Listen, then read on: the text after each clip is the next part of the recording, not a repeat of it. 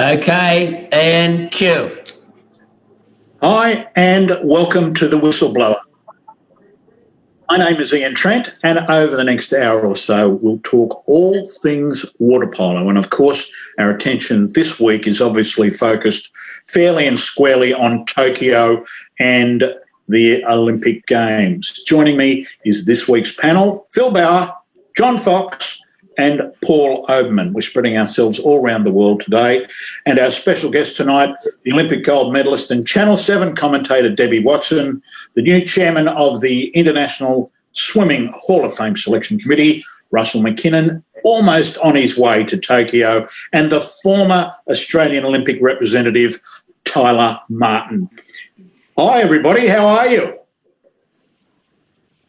How are you? Good. No one knew when to come in first, eh? Okay. Phil Bauer in Sydney. How are you going, mate, in lockdown, all right? Yeah, lockdown's fantastic. It's so cold, no one wants to go out of the house. It is freezing. It's like living in Canberra. And, Foxy, if it's cold up here, it must be cold and freezing down there. No, good evening, Ian. Look, it's just a normal winter's day for us. And, but things are heating up with the Olympics and really looking forward to the next couple of weeks. Oh, it's fantastic. Hey, lockdown, all our work's been called off, at least mine has. Hey, what am I going to be doing? What do you reckon? We're going to be watching Debbie Watson on Channel 7. Fantastic. Let's say hi in Singapore to Paul Oberman, where it's a little bit warmer, Paul. Yeah, 31 degrees. It's pretty good up here. How's things, Minnie? All right? All good back there? We're freezing our, what off down here. Well, everything up here, 7 hours just south of Tokyo.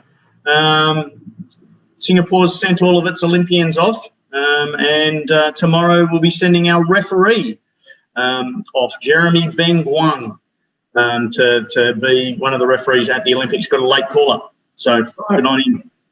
You going to get a game? Well, one would hope so. You would hope so. Is he good? We'll see. Is he good? What's your time difference, Obi, from Tokyo? 1 hour. 1 hour difference. You're 1 hour ahead, behind. Behind, yeah. Yes, yeah. Same as Perth. Yeah. Okay. I heard today, Ian, that Boris Margettas had to pull out of the Olympics. Whoa, that's no good. Yeah, it's a big loss. Huge loss. Okay. He would have been a 6-time Olympian. Yeah, he can still go to 2 more. Yeah. He's only 49. Oh, that'd be right. Wow. Okay, that is big news. Wow. And that was COVID related, was it? His daughter's sick. I don't know if it's with COVID, but he just told me that his daughter was sick and he couldn't really leave home. Well, our best wishes go out to him. And also our thoughts are with one of our regular panellists, Danny Flav, who's recovering from a hip replacement or hip surgery. And so, Danny, all the best, mate. Hope you get better quick. And there we go. The Pies lost, so Danny's taken a setback. But the Bombers, Foxy, as long as they keep winning, we're okay. Russell McKinnon, you are on your way to Tokyo tomorrow? Tomorrow afternoon. I might be with Jeremy on the flight out of Singapore tomorrow night. Mm-hmm. Okay. All right. That's exciting, isn't it? You excited or you're a bit blasé after all your years of it? Yeah, no, it's just, possibly it will happen tomorrow. The paperwork, the uncertainty and everything that's happening in the lead-up is just amazing. You know, we just hope that we get competition started at the weekend and there's no major problems. But getting there, of course, is the hardest thing to do with the incredible amount of paperwork. Even today I was doing probably about 2 or 3 hours of paperwork, questionnaires and things like that to get everything printed out in time. Mate, it's good for your brain. Okay, this is part of our convoluted drivel. Good evening, Tyler Martin. How are you? Yeah, I'm doing well. Thanks, Minnie. As an ex-Olympian... never ex. Well, never ex. Always an Olympian. Someone who's not playing anymore.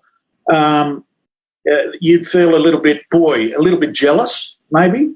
You know what? I thought I would. I think the fact that they've just toughed it out through a really tough cycle I guess I was more sympathetic than jealous over the last sort of 12 to 18 months. But no, I'm really excited, actually. And like you touched on before, being in lockdown and with the Olympics coming up, it's actually not a bad time to be bunkered down watching the guys and girls hopefully get some good results. So, no, I'm really excited. And the lady we'll be watching is Deb Watson. And Deb, you must be excited. I am excited indeed. Thankfully, you won't be watching. I've got a good head for radio, so it's only the voice. So, yeah, hopefully I don't drive everyone nuts, and hopefully we have a really exciting campaign. I'm sure you will. Now, as Tyler has supplied you with some of his new drinks, Tyler, tell us about it. Oh, yeah, look, I won't bore the watchers too much, but basically I'm still obviously doing some stuff with Delfina, the swimwear brand, but basically less operational now, so it freed up a bit of time. And over the last year, through a number of lockdowns and through my partner Sophie's pregnancy, we kind of thought, oh, we're drinking a little bit less. So we actually, I don't know, I took a bit of a leap of faith and basically have started a non-alcoholic faux alcohol company, so to speak. So I guess the true test would be if I got everyone on the panel, a gin and tonic or a dark and stormy, and that could fool them. That would be the full the true test of it. But yeah, basically trying to replicate everything outside of the hangover. So launching in a couple of weeks. So pretty excited. It's very different to what I'm used to. It's been a crazy sort of 6 months. But yeah, really excited to get that out amongst everything else going on in the world at the moment. You're a marketing genius. It'll go brilliantly well. We know that. And Deb, we can see you on 7 Plus. Well, Channel 7 just normally, but 7 Plus. Can you tell us a bit about the water polo specific? I'm not going to say that again. Specific, yes, I will. Specific station. Yeah, for sure. So over on the, I'm not very good with all this, but over on 7 Plus, there is going to be a water polo specific station, which is absolutely brilliant news. And my understanding is that all games will be on there. At the moment, the plan is for John Harker, possibly Billy Wood sometimes, depending on the scheduling, and myself to call all of the Australian games, which will be super exciting. And all of the games that we don't get the opportunity to commentate, they will be streamed with the international broadcaster commentary. So that should be awesome as well. So there just can't be too much polo on 7 Plus. And, yeah, it's all free and it should be fantastic. So we can watch every game if we want to. That is my understanding, yes. That is going to be fantastic. We're going to have big bags under our eyes. It's super exciting. It's going to be really good. All right, well, let's get down to the nitty-gritty and talk about the games. And I think the next slide is our men's water polo groups. Now, we have on the show spoken about this before, but it's time now. This is time when we really have to get into it. Let's kick off with Paul. We've called it the group of death. Australia's in, but you've got to beat everybody, don't you, anyhow? Yeah, correct. And our first game is against Montenegro. And of most recent times we've beaten Montenegro, even though they've had some great results this year. I'm feeling actually quietly confident in that first game, catching Montenegro middle of the day on the first day. Should actually then set the boys up for a very, very good, in my opinion, result. The game straight after is going to be also part of our group of death, which will be Serbia and Spain. And again, that's going to, start what will be some really, really interesting games within the groups or within our group: Croatia, Serbia, Montenegro, Spain and Australia. I think there's going to be some really close games. I think there's going to be, I'll even hesitate to say there'll probably be a couple of draws in there. Quite a few one goal either way sort of games. And, you're going to make sure that you're going to need to, get enough points to get through, as we found in Rio. 5 points, which is 2.5 wins, didn't get us through in Rio. So you're going to need at least 5 to get through on this one. All right, Tyler, what's your view? Yeah, it's. I remember when the draw came out, whenever it was last year, everyone kind of thought, "Wow, it is a tough draw," and it is. But I think,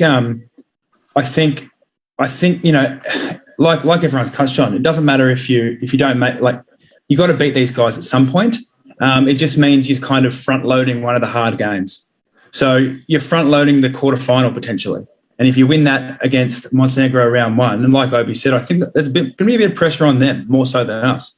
And again, even over the last 4 years, it's been really successful against Montenegro. So I think, you're just front loading the work to a degree. And once, if you get through, no game's easy, but you've done a really hard work on before that, and you've got, hopefully, and that's where you want to be, right? You want to be through. So, you've got a much more, a slightly, on paper, slightly less daunting task, I'd say. Okay. Phil? Yeah, just to Tyler and Paul, with Croatia, Serbia, Montenegro, is it a plus that they play similar styles of water polo for us? That we don't have to chop and change? Yeah, I think so. Very much so. In some recent discussions I've had discussing some teams, the way Croatia, Serbia and Montenegro play are all very similar. The way you beat them is all very similar. You stop the power of their centre forwards. You stop their quick counter-attacks, try to negate the extra men opportunities that they have. And then really, they don't like a lot of swimming, those three teams. And so if you can put the pressure on swimming-wise, which I think, which has been a little bit of our strength of against these guys, with our good results, has shown that, well, we can put it back on them. I think Spain, even though we've got Spain in the group, we beat them for the World League bronze medal game. And then they came out and had a great world champs. So we never really got to play them again later in that tour. So I don't consider Spain as someone that is well beyond us either. So I think, yes, definitely those three. And with Spain, it's a gettable, beatable game. Boxy? Yeah, I think absolutely agree with everything that's been said. I think one point that we have touched on earlier, and we spoke with Elvis about this, was the Baltic nations don't tend to start that great, and they rely upon getting through, not necessarily winning their games convincingly to get through to the finals, the quarterfinals. So they are vulnerable, and I think we can certainly take Montenegro in the first game and catch them unawares. Interestingly, also, Montenegro have one of the youngest teams, as if you look at the team average. So a couple of young guys might feel the pressure, as everyone would at the Olympics, but they're certainly there for the taking, and that could set us up for the entire tournament. Russell, aren't they? They're in form, though, aren't they? And they won the World League. Well, they won the Olympic qualification tournament and they won the World League. But I hark back to some years ago talking to Dejan Savic of Serbia when they won the European and the World League. And then he decided, he said, you cannot rise yourself 3 times in a season. So he sent a young side off to the World Cup that year, and the young side won the World Cup. But it was completely different players. And I'm just wondering if a team that's performed that well and won twice, just how they're going to go to pick themselves up for a third time. Okay, on the screen we can see Australia's draw. Geez, it looks pretty daunting, doesn't it? I mean, we've got the easy game, which is not all that easy right at the end, Paul. At first view, I go, gee whiz, we're going to be doing well. Yeah, I think we should have a first up win there against Montenegro. I believe that we'll get a fairly good result against Croatia. I'm not going to say we'll win that, but Croatia at this point in time, they look a very, very tired team. They've had players that have played back-to-back seasons with European Championships, Champions League, qualification games.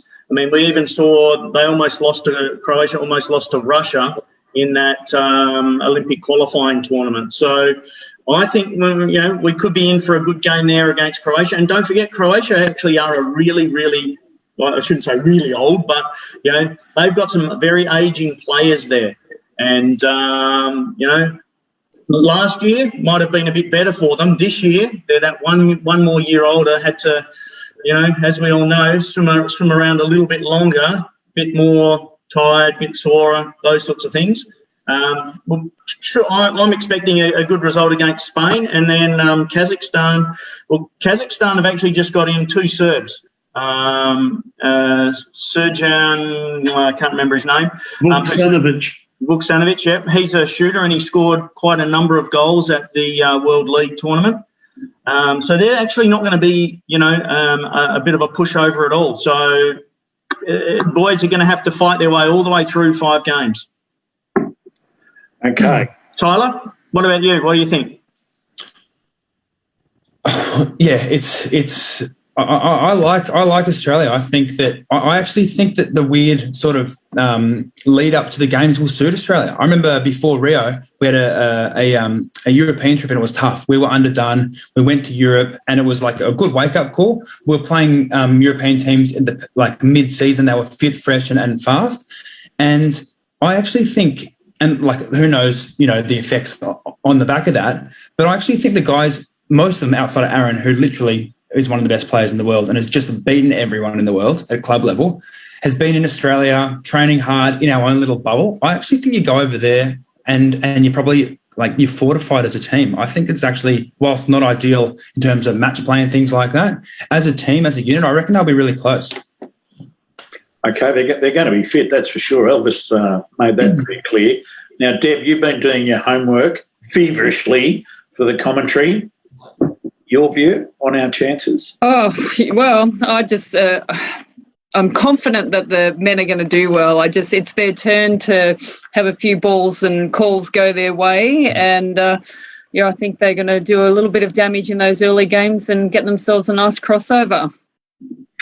Okay, now, Tyler mentioned our preparation or lack thereof. Elvis addressed that as well. Foxy, as a former national team coach, it's not ideal, is it? It's not ideal, but Paul raised a very good point, and I think Tyler touched on it as well about fatigue. And what was interesting with the Australian, the men's team playing in Hawaii, the first couple of games, the Americans arrived straight from the World League after a very good performance, finishing second. But the reports were they were tired. They were really fatigued, and Australia blew them away in the first practice game. They came back and they freshened up. But there is that lingering fatigue factor that can carry over from such an arduous lead-up. So there is, and there's a surprise element as well. Obviously, we talked about that with not many people will know some of our players that our first-time players in the national team and for the Olympics. So, Paul, you've been very close to this team, right? Who are they not going to know? I mean, it's not as though it's a secret, is it, our team? But we've got a couple of newies in. Have they ever been Goran before? The Americans would have, because he went to University of Pacific. The Croatians maybe know him from junior days, but that's, 10 years ago. So otherwise, they wouldn't know a lot about him. I have... Well, after speaking with Elvis previously, he's been having big raps on Tim Putt. Tim Putt's been training the house down and improved significantly over this, being able to put in a really good work period that has, he's become a lot stronger. And I think, realistically, he's got such a great shot and he moves really well, great legs, that he just needs a little bit of confidence for his own, for his own sake. So they may not have seen Tim, play for a while. You've got Blake. Well, the Americans would know Blake from the first timers. They'd know Anthony from the previous couple of years as well. So there's a couple, but not. Our team basically is 2019 minus Joe Kays, add in Goran. So, it's a good mix. They're all really good guys. They get on well together, and I think that's going to be also our strength as well. That you guys used to have a saying, Tyler, something about being mates and those sorts of things, that as part of the culture of the team, the brotherhood, that's the one, the brotherhood. And, that really stood us in good stead, I think, and part of the reason why we had those great results in 18 and 19 going forward. So, yes, we've got some newies, but they're all part of the same group. And, they have been around. Foxy, should we have picked the left-hander? No, Minnie, I absolutely agree with the team that's been picked. Just picking up on Paul's comment there, I attended a few of the Canberra training sessions where the boys were before they went away, and Tim Putt was very, very impressive. He was defending and counter-attacking very well. So, look, Elvis has gone with the best team, and there's always going to be hard luck stories, but the guys that are there absolutely deserve to be there, and I think we've got the best available 13 players. Tyler, did we take a risk not picking a left-hander if he's standing there waiting for it? I think it's always dangerous to comment when you're not actually in the actual bubble right there and then. And everyone obviously is entitled to has their opinions about everything, but unless you're actually there day to day and see form, fit into the team, culture, everything that's important for selection time, I think it's dangerous to sort of yell from the sidelines. And look, that, like, obviously left-handers have benefits in many regards, but the guys who are on that side of the pool, like anchored by sort of Reece and Richie, I mean, this is their fourth Olympics. They're no mugs. And then you got Andrew Ford on that side, and sometimes Aaron Younger floating around as well. AJ if he needs to. Like, there's plenty of options as well. So I think there's plenty of coverage. Phil? I think Minnie, just on the lefty, like I mean, I've worked with Luke for quite a number of years, and then he went off to University of Pacific. If we actually look at Luke's let's say his international playing career, he's played youth and junior world championships, but he's only ever had one international men's tournament, which has been the World League qualifiers on the Gold Coast. So he actually hasn't played international men's water polo. So we would be blooding someone into the Olympic team for our most important result, someone who hasn't had the international experience as such. So I think that, similar to Foxy, I think that they've made a great choice in, yes, you can throw someone in there if they've had the experience, but Luke hasn't had that experience. Okay. I suppose the girls have done it with Abby Andrews, but that's the girls, okay? But as a former coach, I always, used to love having a left-hander sitting there waiting for it. But as you say, Tyler, very dangerous to comment if you're not in the bubble. Russell. Yeah, some years ago, when we talked about the Hungarians with all those great left-handers that they had, about four of them anyway, playing in that team that won 3 gold medals. It wasn't too long after that period we had a World Championships with no left-handers in any of the men's teams. It wasn't necessary, as such. And it was quite noticeable that, people, and even nowadays, right-handers are scoring a lot of goals from that deep right position. Okay. Now, let's have a look at the strengths and our weaknesses. Foxy, our team, right? Where are we good? Where are we not so good? We've already talked about, or Paul's mentioned, the Europeans don't like our swimming ability, and certainly with the senior men, we do have that swimming ability. We've got the ability to defend and really put pressure on counter-attacking. Teams don't like to play against us, and they try and stop that counter-attack of ours. So I'm sure that Elvis will have all the players with the mindset that defence first and then launch into the counter-attacks. And, of course, as a coach, you love your team to get up there quickly. And if nothing's on, then you can expose the slow defence. And we've got Lockie Edwards, who's an extremely good swimmer. He can get up and set at centre forward before the opposition can even get themselves sorted out. So I think that's going to be our strength, is just our ability to defend hard and then counter-attack. Okay. What about our weaknesses? Well, we have talked about the left hand. It would be great to have a left-hander in the team, but you're not going to put someone there. And I've heard both Tyler and Paul mention reasons why, but I also go with the point that you're not going to put someone there just because they're a left-hander. You've got Reece, who's played since London in that position. So this will be his third Olympics as the left-hander of the team, that person that fills that spot. So it might be a weakness in that we don't have that shooting ability of a left-hander from that side of the pool, but I think we can cover that. Look, I don't really, I'm not really one to focus on the weaknesses. I think we just work with our strengths. Okay. And Paul?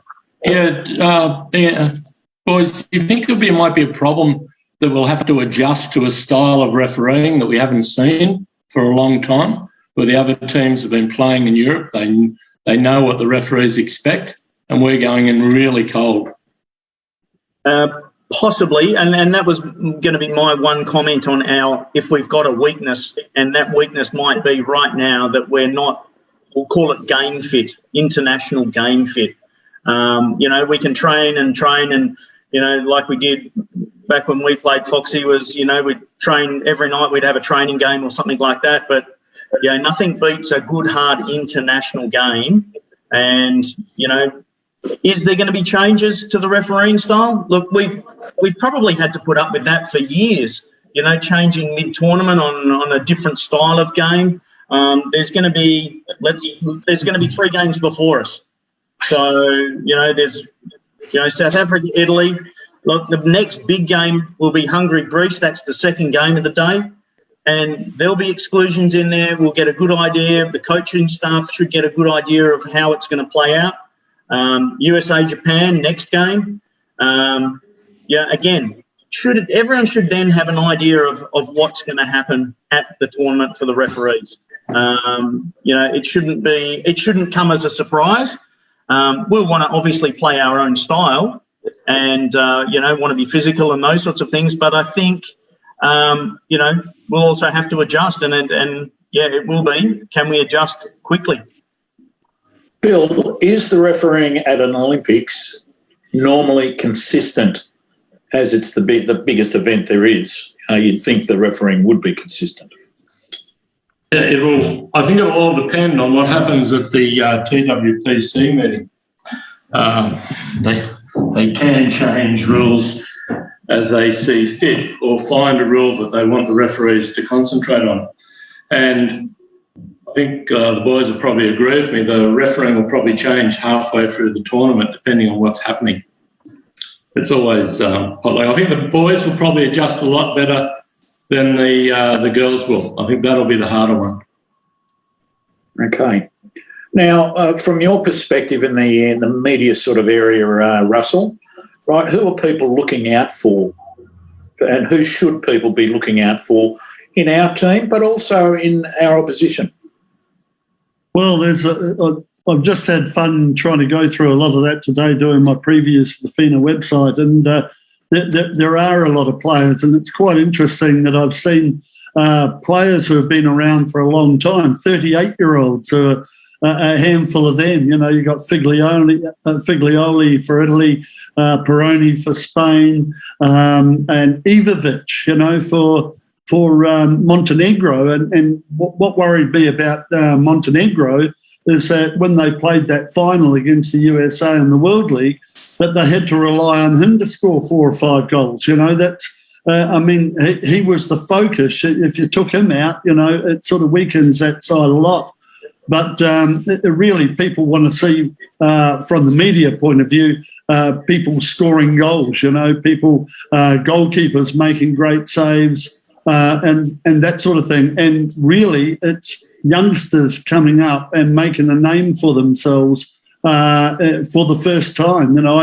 I remember I was thrilled back in 2012 in London when you saw our guys receiving the ball on the hand and having it in the back of the net faster than you could think about, and they were the young guys, they were the Reece Howdens and the AJ Roaches who just got into it. And I think one point, as you're talking before about that extra year of the cycle, means that there's guys hanging on further than they're actually capable of. We have the stars who can do that, and there are others who can't, and they might tire off. And I watched Italy in that World League, how they tailed off at the end when they had Matteo Icardi out on a sanction, and they couldn't cope with that. And I just think we're looking for young people to come through and do things and get excited with the way that Japan plays,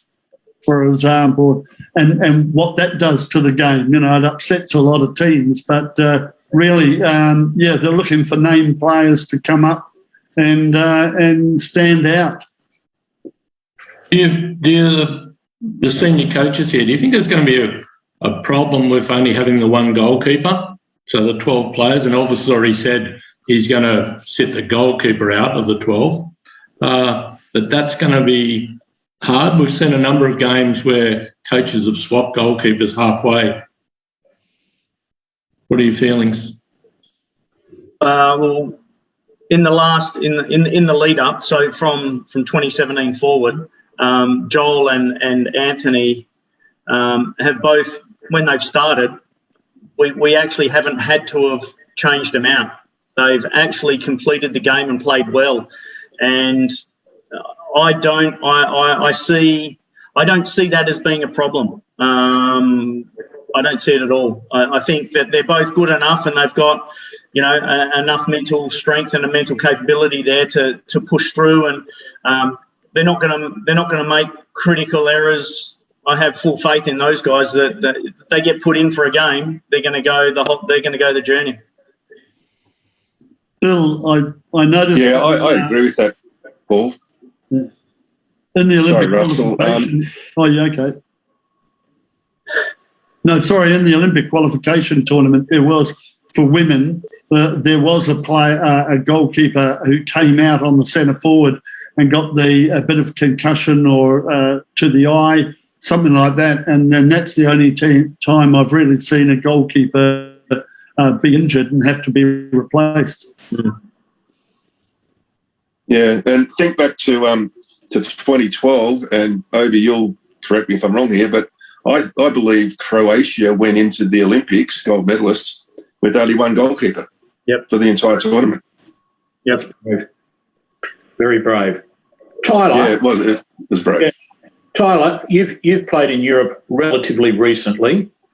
Who are some of the smokies around the place that we should be looking out for when we're watching 24 hours a day on the 7+? In player-wise or teams?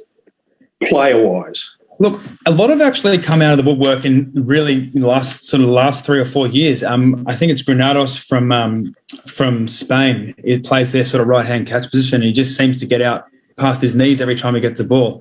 He's been scoring a whole heap of goals. Kostas Genadounis from Greece is still on the younger side, though he's been in the team for about 5 years now, and he's definitely their go-to guy in the shooting department, in my opinion. And yeah, those are the two that really come to mind. Look, I'm excited to see our younger guys go as well. I think I'm really excited to see Tim Putt. I think if he, like you said, Obi, if he can just back himself in, he can throw the ball as hard as anyone in the team. So I think I'll be looking forward to see him fire a couple of goals in. And actually another guy out of the States, Hannes Dorbay, is just unbelievable shooter for like a 20-year-old. I don't think I've seen anyone naturally throw the ball like he does at his age. He scored a whole heap of goals in Champions League, so he'll definitely be a go-to shooter for the US team. So they seem to have had a bit of a resurrection, the United States, after a number of years in the wilderness, Paul. I think they probably had to get to understand Judovicic and the way he was coaching and what his philosophy and how he was going to go about it. I think that they lost, a number of players, a number of really good players. One being the goalkeeper, Quinn might be McBarron Quinn or Quinn McBarron. That basically, he was the number one goalie and really untouchable, but he didn't quite get on with the system, and so they've made some changes. And I think that they've got a lot of guys now that believe in the system that they're playing, and that's part of the team. They've got Brian Alexander, who played out in Australia, pardon me, down in Victoria. I think he might have even won a National League. He's their psychologist. So they've got someone there that has been at the top level, understands the game, training their minds, and they're all, as we all know, the Americans, they love to just believe in themselves.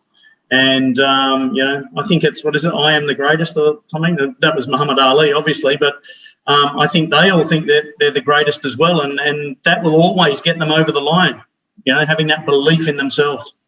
Nothing's changed. Foxy? Yeah, guys, one team I'm really looking forward to watching is Japan, and they're not there just to make up numbers. They're actually going to give some teams a real good run for their money, and they're like Brazil did when they beat Serbia in Rio. I would not be surprised to see Japan knock off one of these teams in Group A and really throw a cat amongst the pigeons. They've got some players that play in Europe, and obviously they're playing at home, unfortunately for everyone, not in front of a crowd, but just having that home Olympics, I think, will propel them to some extraordinary feats. And they're just an amazing team to watch. It's a completely different game style to the Europeans, the Americans, and obviously us. They swim something like 7-8 Ks a session. So they're fit. They're very fit. Yeah, in Singapore here, we've just employed a ex-Japanese national team captain, Kane Yagi, and he's telling me that they are just exceptionally fit. Unbelievable the workload that they go through. One of the things, their first game is against USA, and that, I think, if I remember correctly, was either 2017 or 2019. The Japanese beat the Americans at the World Championships and pushed the Americans down a peg or so. And I think the Americans could be a little bit worried about that. Right, as long as they're not too tired from all their training. Russell, you've seen a lot of the Japanese team. Yeah, indeed. Just looking at the result from the World League, USA beat Japan 15-7. But it was I think that was the second day. It was the second day of competition, and the Japanese just improved out of sight every day in that super final. They were the only team who had a trajectory that was heading to the moon. They had been out. They hadn't played for nearly 2 years. And the better they got, the more competition they got. And when it came to that final match they played against Kazakhstan, they were really pushed by Kazakhstan. And then final quarter, I think they did something like 7-0. They just had the power, the energy to carry on. And I like it because even though Yusuke Inaba would score a lot of goals and be the highest goal scorer, and he was back in Kuwait not quite 18 months ago for the World Juniors when he upset Australia when he took a restart with a second to go and won the match for Japan from halfway. And, but because they move so much, so many players come on to shoot on an irregular basis. People don't know what they're doing, and they're very quick. All right, time's eluding us as it usually does. Question without notice, panel. I want your men's medalists. And I'm going to, questions without notice. I can see a bit of everybody looking at me dumbly. Okay, but you're not dumb. You're very smart. And Paul, I'm going to kick off with you because you're being right there at the coalface. All right, I'm going to say Serbia first, Hungary second, Australia third. We're going to get a medal. Yep. Okay, excellent. We'll get a good crossover. Right, so that was Serbia. I'm going to tally these: Hungary and Oz. Right. Okay, let's go down the row here. Foxy. Jesus, Paul, I thought these were questions without notice. I reckon you might have read my notes because I had exactly the same three in order. Okay. 3, 2, 1 times 2.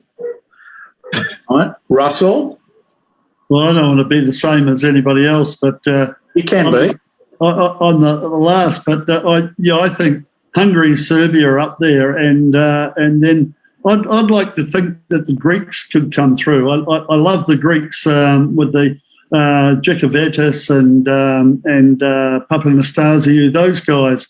The young guys coming through, and they've shown so much. So I'll throw the Greeks in there. All right. How about you, Tyler? What are your thoughts? Oh, I think Serbia number one. I'll say Croatia number 2, and I'll give Australia the first medal as well. Okay. And Deborah? Okay, I'm not really very good at this game, but I'm going to go. Hungary first, because I think they're due, Serbia, and then we're going to get the bronze. All right. Phil? Yeah, Hungary to shock Croatia in the gold medal game, and Australia to win easily over Serbia in the bronze. Oh, lovely. Oh, I hope I get to call that. Hey, easily. I just got to remember that word, easily. Yep. Easily. Okay, so the consensus is that it's going to be out of Serbia and Hungary, and of course we are going to come third, which would be an all-time best effort, and that's what we all want. That would be absolutely fantastic. And Deb, that'd be great for you. You'd be getting more viewers. Yes. Okay. Sorry, can I just say something? I think. Paul, were you in the best one, 5th placing? Foxy and I were in 92, and then 84 they came 5th as well. As well, yeah, it's our 2 best finishes. Not far from a medal. Okay, let's keep our fingers crossed. Now, of course, it all starts on Saturday, and Deb, let's have a look at the girls. First up with you, and have a look at our draw. What do you think about the draw? Yeah, I don't necessarily think that's pretty either, but there's lots of there's just lots of tough teams in there, and as with the men, I think our first game is critical. I think we desperately need to beat Canada so we can avoid the USA in our first quarterfinal. If that, assuming that the USA will go through undefeated, they look particularly strong. So, Canada for us is a critical game. And if we can do that, I think then obviously, honestly, I think if we beat Canada, I think we'll end up in the medals. Okay. Well, there's no reason we can't beat them. No, there's not. It's just, I think obviously for us not really having any, hard games, even domestically, really, our women haven't played much at all for 18 months. That's really difficult. A lot of, we really haven't had anyone go overseas. Everything's been done domestically. I mean, obviously it's great because it's given our players lots of opportunity to concentrate on their individual skills, individual fitness, their mental game. Tactically, we should be really schmick, be ready to go. So, if we've taken advantage of that 18-month period, really we could come out and surprise and just blast through that draw. Schmick is a good word, and I agree with you. We should be schmick, right? The only thing is match play. Phil, as a coach, lack of match play. Yeah, lack of hard match play. Yeah, I think it's going to be really difficult. I think we'll improve as the tournament goes on. Yeah. I think we've got a bad draw on the fact we've got the easiest team last. It'd be great if we had it in the middle, because I think we'll be a better team after the first two games. I agree with Debbie. You've got to beat Canada, because if you don't beat Canada, the pressure's really on to beat either Netherlands or Spain. And they've had a lot of polo. That's been Canada's probably not had as much, although they've been overseas. They haven't had as much as Spain and the Netherlands. Those two will be really hard to beat. But if we can get through and get the right draw in the quarterfinals, we can do anything. But a lot will depend on the really experienced players like Bronwyn, Rowie, Keisha. Even more will depend on our two goalkeepers. Okay. Yeah, well, you're right. Yeah, the goalkeepers, if they don't stand up, we're in deep doodah. Okay. Now, the Canadians, just because we'll all be watching the game on Saturday afternoon, Deb, the Canadians, in their preparation, I noticed that they were getting walloped by the US, but a lot of people do, right? But they seem to have, grown with all of that, and their prep, normally we'd say, we'll beat them pretty comfortably, but their prep has been way ahead of ours. Yeah, way ahead. And they've been in Italy for quite a while as well. They've been on the road. I mean, they may also be a little bit tired, but they'll be just so excited that they're actually getting to play in the Olympics because it's been so long for them. They've got a good mixture of players as well. And, I don't know how well we know our opposition, and I think that might be a bit tricky for us, like not having seen them play, not having a scrimmage against them. We always, we know women, I don't know if it happens to the men, but often when we travel to start with, we get the absolute kajeebies beaten out of us early on, and then we get game tough and game fit, and then we can respond to all of that. And we know that the Canadians are scrappers. So, it could, if we can't play our game, which will be a fast counter-attack game, it could end up being a massive brawl and, people out everywhere, and that wouldn't work in our favour at all. And Russell, we've mentioned the Netherlands and Spain. I noticed the Netherlands in some highlights that I've seen. Boy, they shoot the lights out. The Dutch, I don't know if they defend very well. I don't know if they've got a great goalie, but their shooting's just outstanding. And we all know the Spaniards. We've seen a few of them out here and whatever. They're just a good team who can't beat the Americans, but they can seem to be able to beat everybody else. Yeah, the Spanish work really well together. The Dutch they got some powerful women in there, girls, Maud Meggans and people like that. But, sorry, just harking back to the Canadians, the Canadians have been on the road for nearly 3 months now, and it's a 4-month campaign for them. It's a long time away from home, and when they won the group in the World League, they were sensational, and then they tired off a bit. It's a long campaign. And then as a group winner to not win a medal was quite amazing. So, I think they've shown a lot that how good they are. But I think that's a winnable game for us. And the Dutch. I always like watching the Dutch because they're a bit like the USA. Individually big, strong people. Who know what they can do, and that, as Paul says, that winning mentality sort of thing that shines through. You can see it. Mm. Well, the Dutch will play more like us as well. They'll really play for the counter. So we're going to have more than a counter attack. A game to beat the Dutch. They're going to be super strong, and they're big and they're strong, and they're well drilled as well. So that will be a really difficult game for us. Okay, so the game on Saturday afternoon, we all agree, is super important for Australia, and we need to win that one. And when we've won that one, we can all breathe a bit easier. Okay, let's have a look at the other group now. And Phil, you look at the United States, who's going to beat them? And then Hungary, they're okay, and the Russians are good, and the Chinese, always pesky and more than pesky, and the Japanese, they'll be darting all over the place. Not such an easy group either. you wouldn't think anyone could beat USA in that group. Hungary would be a chance, but USA would have to play well below their best in that group. It seems the easier group to me. I mean, no one wants to play crossover with USA. There'll be some ducks and drakes there for sure, depending on what happens in Group A. But no one wants to play USA until you get to the gold medal. Yeah. Or if you have, Phil, I'll throw something out there that if the USA did get beaten in the round games, there would be some ducks and drakes in Group A to avoid finishing first, maybe, or having to play them in a crossover if they finish second in the group. Yeah, 100%. 100%. Can I ask Debbie something? Deb, who's going to be our main? You seem to know what's happening in the team. Who's going to be our main centre forward?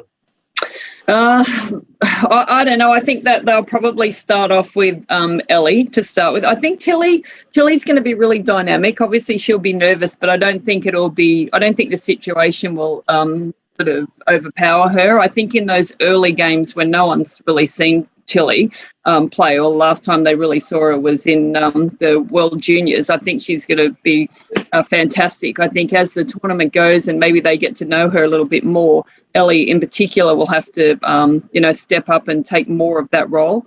Tilly's not a huge centre forward. She's dynamic. She'll die trying, and she's got, really good skills as well. But I think they're going to have to shoulder the load. It's too big an ask, I think, for a 20-year-old to go in there and be a holding centre forward at your first Olympic Games. So I think Bronny's going to have to pinch hit. I think maybe Hannah will have to go in as well. Amy, I think it will be. I think they'll end up having quite a few people that go in there and help out. Okay, now the water polo goals were made for men. And in my experience, normally the team with the best goalkeeper has a really good chance of winning. Okay, now we know the Americans have got a fantastic goalkeeper in Ashley Johnson, right? Can someone tell me who are the next best that we should look out for? And their team's got a real good chance. Well, I think the Dutchies, even though we said that they weren't overly strong, they've got Debbie Williams, and she's really solid. She missed out a couple of years ago on she got dragged in one of her, I think it was at World League games, and then she didn't play again for a while. And then she sat out for a bit, and she's fought really hard to come back and get super fit. And she apparently is my male from the Netherlands is playing particularly well, so I expect her to be good in goals. I haven't seen a lot of the other girls, but Ashley Johnson, she's just an absolute freak. Actually, I read something the other day where Adam actually said if she wasn't the goalkeeper she is, she'd be an incredible basketballer, and if she wasn't that, she'd be an incredible sprinter, and if she wasn't that, she'd be an amazing tennis player. So she's obviously got everything. Her standards are just phenomenal, and I think she's just going to be incredible to watch. Okay. Phil, what are our strengths and what are our weaknesses? I think our weaknesses are probably lack of experience. Is it 7 new players? Our strength is, on the other hand, is our experience of Bronwyn, Keisha, Zoe, Rowie.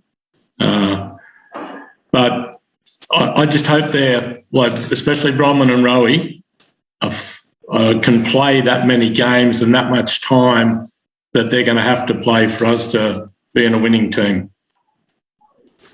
All right. Anybody else got an opinion? Yeah, probably just question back at Phil.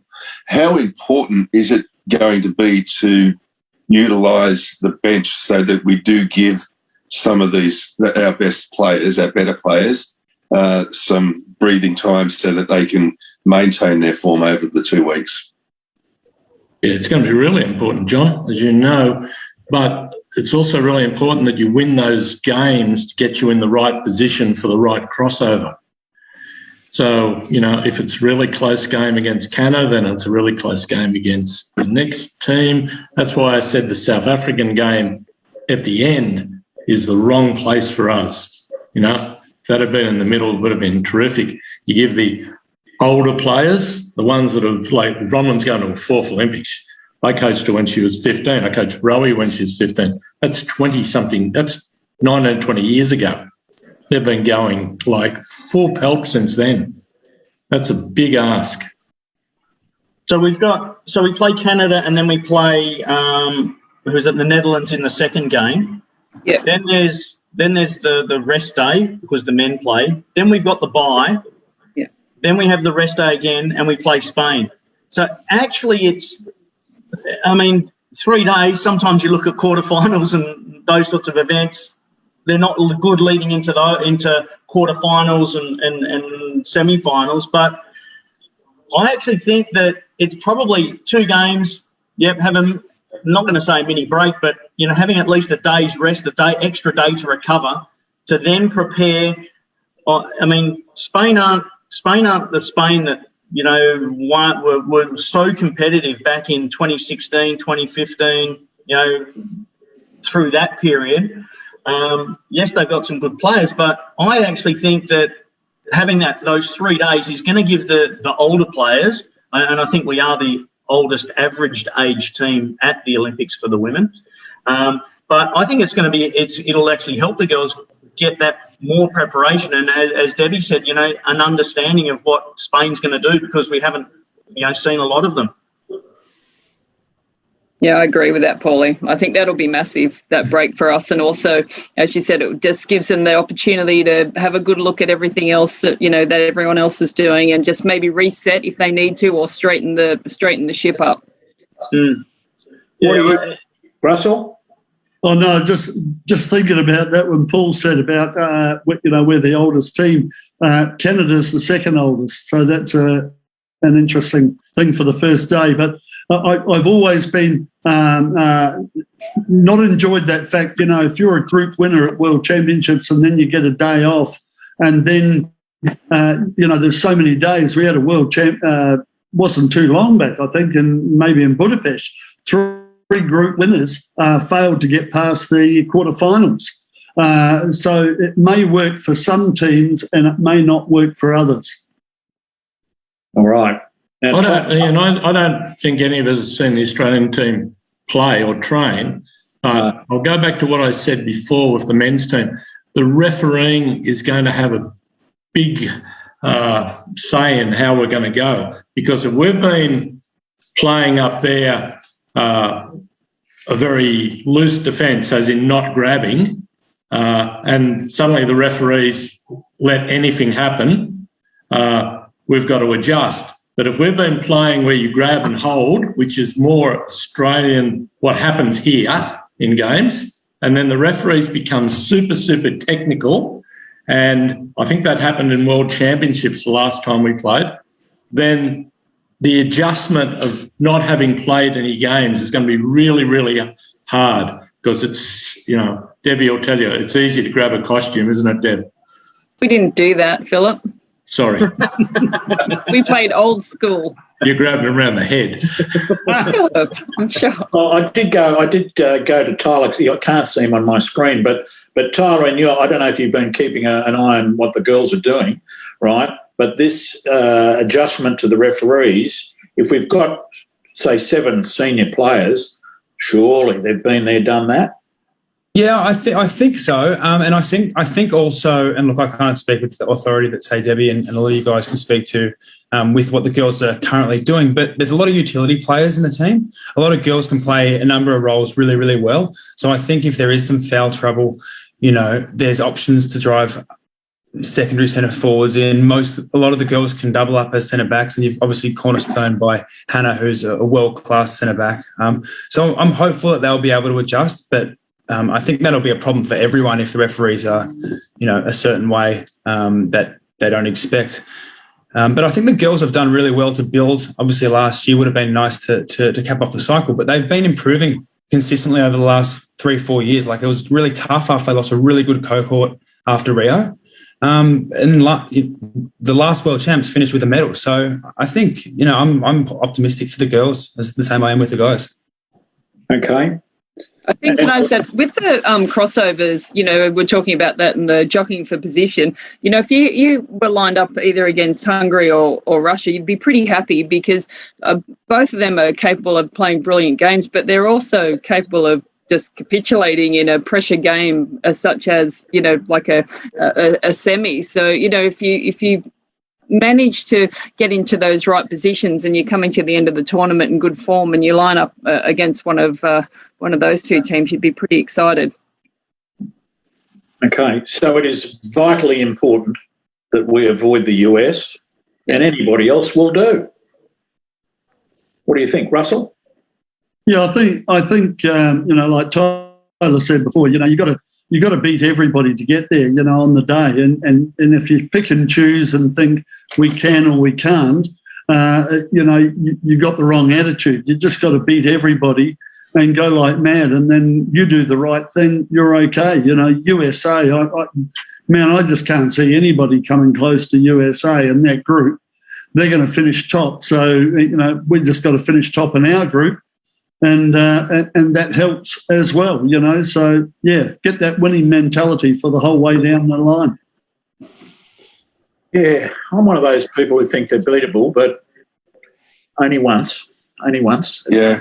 But Question to Minnie, just a question. Looking at the draw, and a question to Russell and Debbie, you might know. The Dutch didn't play in the World League, we know that. And they don't play in the first game. So basically they get the advantage of watching us play. What do we know about the Dutch and how have they been going in the last 12 months? Yeah, know very little about them and what they've been doing. It's pretty hard to follow because it's really players playing at home and not playing on the international stage. Yeah, well, get a chance to look at them. I'm just scrambling through my notes here. But I've got lots of, I believe that they're playing pretty well. They're super fit. They're really pushing counter-attack team. They've got lots of really good shooters as well. Like they've got a really balanced team, lots of like super busy players. They've got experience. They've got that Sabrina van der Sloot, who was a European Player of the Year, 2 years ago. Ward Meggans, I think she'll be really interesting to watch again. That's Patricia's daughter, Minnie, remember? Yes, Irish. Her mother was, Patricia. God, she was a good player. She was amazing. Actually, there's two girls that we played against. That daughter is playing as well in the Canadian team. Is it Axiel? How do you say, Russell? Which one is that? Marie Claude's daughter. Oh, no, I don't know her first name. No. I think it's Axiel. But, yeah, so there's... yes, it is. Well, it looks like Axel or, Axiel. Yeah, so that's pretty exciting for the women's side that you've got two coming through. But I think the Dutchies are going to be really tough. Well, I think we've gone through it pretty well, guys. I'm going to ask you the same question as I did before. Now, Deb, I'm going to start with you. Right? Let's give me your medalists, gold, silver, bronze with the ladies. Okay, well, if we can only beat them once, I'm hoping, obviously, that it'll be an Australia-USA a gold medal match, and I'm hoping that that's the game that Australia can actually beat the US. Actually, you've only got to beat them once, and I'm going for the Dutchies for a bronze. So who did you pick was going to win that one, the gold medal game? Well, I have to say Australia, don't I? No, you don't. You have to. No, I do. Oh, I'm going to because I can't not. Okay, good girl. All right. Let's go up the top here that I can see is John, Foxy. I'm going to back you, Australia, all the way to beat the USA. And I think on form from what I have seen with the women, Hungary look good to play in the third, fourth game to win the bronze medal. Okay. Now, Russell's next, and Russell may have been watching the same game that I watched in Budapest at the last World Championships there in, I think, 2017. And I think the US beat Australia 7-4. And we were well in it, and we only had half a team. Really, we just had maybe 6 or 7 starters, and the bench were very inexperienced, and half of them didn't play at all. And we were looking good. Look, I honestly believe that we can beat them just the once in a single game. You know, we've all been there, done that. In that particular game, you can win. Russell, did you see that game? Yeah, it did, and I'm harking back to 2 years ago. The last time the USA lost was to Australia, and the Australian can upset them. They're the ones who have got the attitude to go against them. And thinking of that, I'd like to think if the team has played that well or trained that well, that they could get through to the final against the USA. And I think Hungary. They beat the Netherlands by 2 goals in that Olympic qualification tournament in the finals. So, I like the way that Hungary is playing. And, of course, they got, that young Dorothea Zalagi who used to play out of Perth, Peter Zalagi's daughter, playing very well. Rita Kesteili, I think the Hungarians will be in the mix. Okay. So what do you think? Gold, silver, bronze? What is it? Gold for USA, and I'd like to think that Australia could sneak up there and head out Hungary in that point. A sneaky silver. Okay, Tyler? Yeah, I think I'll go with the popular decision, Australia to get their win against US in the grand final, US second, and I think Spain will pull it together for bronze. Right, go Ani Espar. Now, what about you, Paul? Well, I think it's going to be a 2008, not upset, but a replay of the grand final there, the gold medal game. I think that the Americans will play the Dutch. I think it's very, very hard to go against a $1.25 favourite. I think that, unfortunately, we're probably going to come up against the Americans in the semi. I can see us coming second in the group, and I want them to win. But, if I was putting my house on it, I'd be certainly saying, that the Americans will come, will win that. So USA, Netherlands, then Australia. Okay. Phil? Yeah, I'll probably change halfway through the tournament, but I think USA, Netherlands and Australia to beat Italy for the bronze. And that'd be a fantastic result, getting a medal from where we come from. They're going to have to be playing very strongly to beat Italy. I was going to say, hang on, Italy even... They're not in it. Hang on. No, you don't know. Well, they'll beat them then. They're definitely not in. No one's mentioned them. That's why. All righty. At least you've ended off with a good joke there, Phil. Now, a couple of questions here. The lady that we haven't mentioned is our referee, Phil. Right? She's going to be under a fair amount of pressure, isn't she? Yeah. Nicola flew out today, actually. I saw some photos. She's got a whole row on the plane to herself. I think she's a bit worried about the 6.5 to 7.5 hours when she lands to get out of the airport.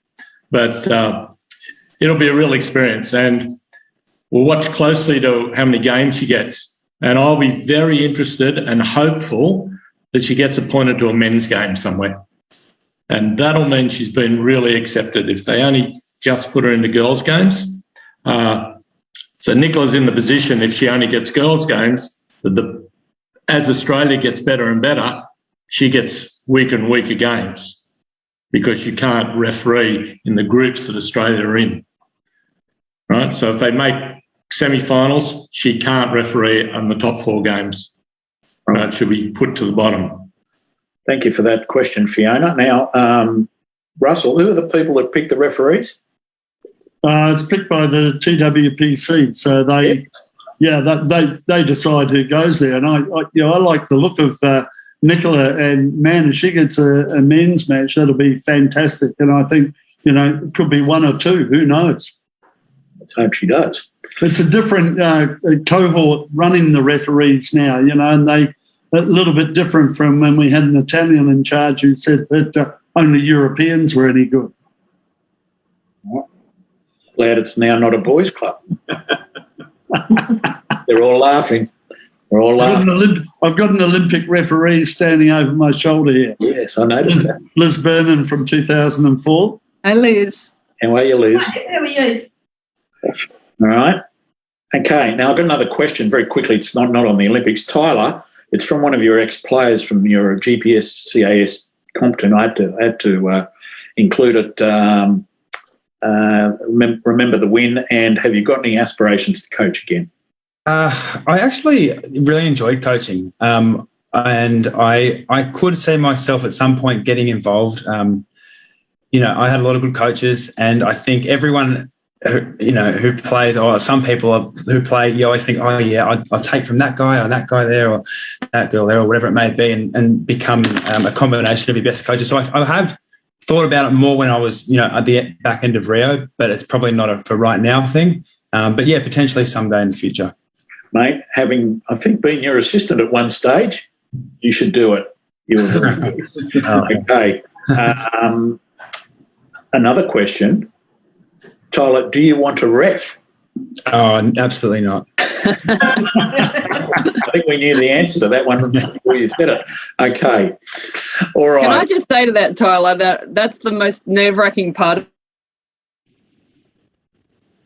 I think Debbie's frozen now. Can you say that again, Deb? She's on the northern beaches there. They do funny things with They're cold there. their Wi-Fi. You've frozen. And the uncertainty of who knows what's going on. Deb, can you say that again because you froze? L7 froze you out, Debbie. That's not true, Ian. Thanks, buddy. No, I was just saying the nervous part, just talking about refereeing, about the commentary is the refereeing, because it's just, I don't think it's appealing to an older player, because you spend your whole life trying to break the rules, that it's just such a blur that it's like, I don't know. And who knows what they really mean at the moment anyway. Yeah, absolutely. And our good friend Danny Flav, from his sickbed, writes, would Tyler abuse the refs as much as he does as a player? I reckon more. I reckon definitely more. I think you got Dalibor Muslim was one of my first, let's say, professional-ish coaches in Australia when we were about 15, and he kind of went by the mentality, if you're not getting carded, you're not doing your job. So I think that's probably stuck with me since then. What's happened to Dalibor? He's freezing in lockdown in Melbourne or what? Yeah, I'm not too sure these days. Never mind. Well, ladies and gentlemen, I think it's been a fascinating preview of the Olympic Games. I, for one, cannot wait till Saturday watching Deb and assorted commentators, Australia versus Canada, and then on Sunday, it's in the afternoon, I think at 4:30, I'm not sure, and then on Sunday, Australia, the men versus Montenegro. Absolutely fantastic. Cannot wait. And Phil, have you got something that you'd like to say at the end of it? Yeah, Ian. We're going to attempt over the course of the Olympics to maybe once every second day hook up with Russell, and he's going to give us a report. It'll be sometime, we'll put it on social media, but it'll be sometime between 12 and 1 our time for about 15 minutes. And Russell, because he's not bound by Channel 7, because he's the FINA person, will be able to come on a Zoom and talk about what's happened and maybe get a couple of special guests. I'm leaving that to Russell. You never know. You never know your luck. It's who's allowed to stand around me. Yeah. All right. Well, Foxy, Paul and Phil, thank you very much. To Deborah, good luck with Channel 7. We'll be watching. Russell, good luck with your trip up there, and we hope to talk to you while you're up there in Tokyo. Stay safe, please. And Tyler, always a pleasure, mate. Thank you very much. Thanks for having me. Okay, there it is. That's the whistleblower for you, our Olympic special. Everybody, can't wait for the weekend, and stay tuned to your social media and the whistleblower communication posts to find out what is happening. Thanks for joining us tonight, and we will see you again soon.